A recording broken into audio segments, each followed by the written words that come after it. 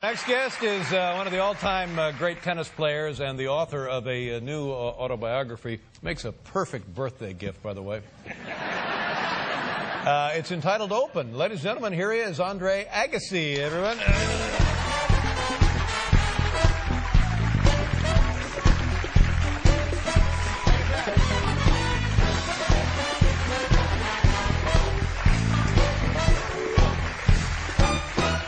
Welcome back to the program. Thank you so very much for being here. Here's what I know about this book. One, in the book you talk about using crystal meth.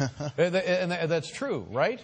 Well, that was actually a typo in the book. No, I said I did math in 1997. Oh, I see. It came out crystal meth. But it's just as well because nobody who knew me then would believe I did math. But I mean, of all the things a person might want to do, drinking other kinds of drugs, why in the world would crystal meth be your first choice? This stuff is a known killer, isn't it? Oh, it is. Well, I don't think anybody really is aware of what a killer or anything is when they make that choice. But, you know, I was at a time in my life where I was in a life I didn't want, a life I didn't choose, a marriage I didn't want to be in, and I was pretty much depressed, to be quite honest. Somebody comes along and offers me an escape, and I took it. And like most people, a mistake usually leads to more mistakes. Right. But for my naivete regarding this, it's hard to stop. Was it hard for you to stop taking this? You know, I got to say, I don't know if it speaks to my capacity for pain or if it, you know, kind of shines a light on how it hadn't quite got its hooks in me. But when I decided to sort of move on, and I felt like I was walking towards a life as opposed to away from that. So the answer is no. I did stop straight away, and I went on with my life. And what caused you to stop? Now, I know you called the ATP, or you failed a drug test, and they said, what's going on? And you said, well, I picked up somebody else's drink, and they said, okay, fine. But there must have been some other turning point there. There was a few turning points in my life. In that particular time, I was in Stuttgart. I took a wild card. I was 141 in the world playing an indoor tournament that they needed to invite me to play because I wasn't ranked high enough to get in. Mm-hmm. I got embarrassed out there on the court, and my coach basically said to me, you know, we got to quit or start over again. Right. And I remember realizing that moment, you know, I've hated tennis since I was a boy because it was never my choice to play it, and it was never mine. And I looked out the window, I saw a lot of traffic at the nighttime in Stuttgart, and realized that all these people are probably going to lives that they didn't choose, lives they don't want, but they find reason and meaning in what is they're doing and why it is they're doing it. And I said that day, I can walk away from the game right now, but I'm going to actually choose it. Yeah. Wow. That's very profound, that experience there that you described, for God's sake.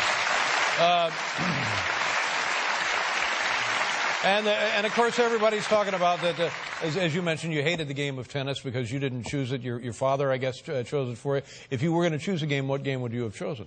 You know, I would have been much better off in a team sport, just something where I'm kind of playing for something connected to me, but still larger than me. I mean, I was my own kind of worst enemy. I was the toughest opponent I ever had on a tennis court. But I don't know if I would have chosen sports, period. I mean, I think education would have been given me options. You left school quite early, didn't you? I did. I felt like leaving school was loyalty to Pops when I was young and not sort of caring about it, and it limited my options. Are there? My impression is that your father pushed you into tennis, saw some results, and kept pushing and pushing and pushing. Is that an accurate? It's very accurate. Yeah. He's old. What is your relationship with him now? It's reconciled in the book. You know, some of my moments in the book with my father have been sensationalized as well. But you know, my dad, he wears this book like a badge of honor. I talked to him the other day.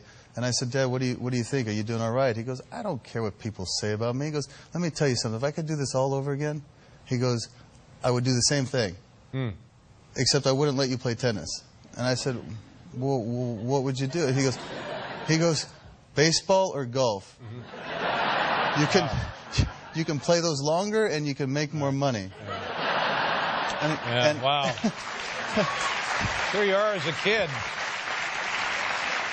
Look at that. How old are you there? Like 8, 9 years old? About 7 years old there. Shortly thereafter, your dad put you in a balloon. Right after that photo was taken. Now, are those guys still around, parents like that? Are they still in tennis? Well, I think you see them really everywhere in life, a lot of them. I mean, the truth is, if you're going to be the best in the world in a sport, you have to do it young, especially an individual sport.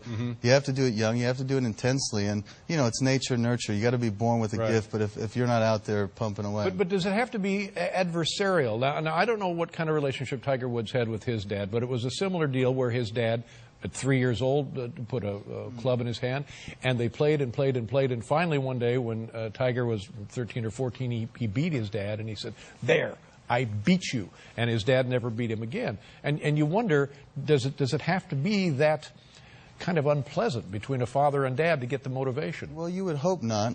You would hope not. You see a lot of cases like that. You know, I look around. I don't identify with many athletes I've seen. Tiger Woods would be a good example, and he's great of an athlete and accomplishments that he's had. This is a guy who claims that he's in his element when he's out there in the heat of competition.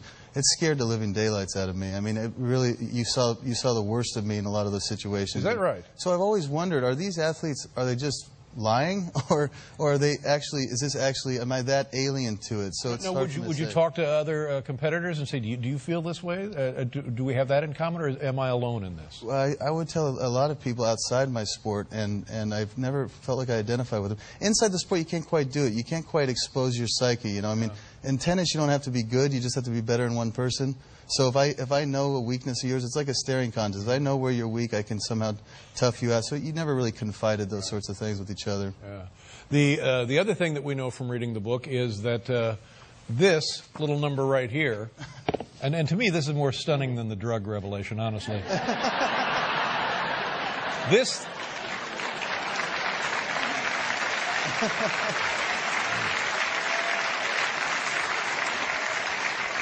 What are we looking at here, Andre? We're looking at a lot of pain.